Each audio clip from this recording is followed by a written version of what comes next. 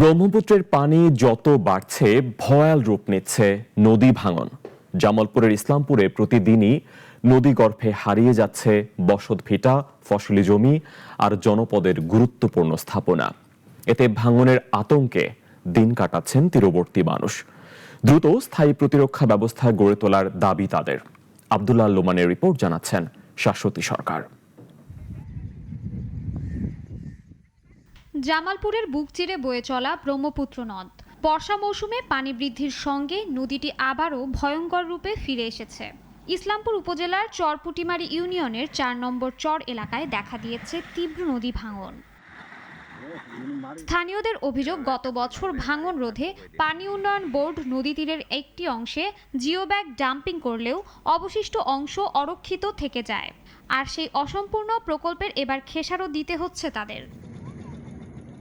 অব্যাহত নদী ভাঙনে হুমকির মুখে সড়ক, সেতু, কমিউনিটি ক্লিনিক, বাজার ও ধর্মীয় প্রতিষ্ঠান।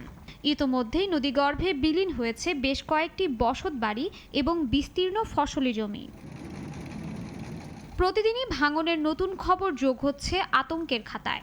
সহায় সম্বল হারানোর শঙ্কায় অনিশ্চয়তার মধ্যে দিন পার করছেন নদী পাড়ের মানুষ। এটা আগুটা গুরু যে বাড়ি ভেঙে চাইবে যাই পড়ছে, রাস্তাঘাট বিলীন হয়ে যাচ্ছে। আমরা কই যাম, কই থাকু, কোন আঙ্গর কোন ঝাড় কোন প্রসেস নাই, বাড়ি ঘর নিয়ে গেলে আর কোনো উপায় নাই। যদি দ্রুত পদক্ষেপ না নেওয়া হয় তাহলে আমাদের আর এখানে টিকে থাকা সম্ভব হবে না। নদী ভাঙনের খবর পেয়ে ক্ষতিগ্রস্ত এলাকা পরিদর্শন করেছেন সংশ্লিষ্ট কর্মকর্তারা।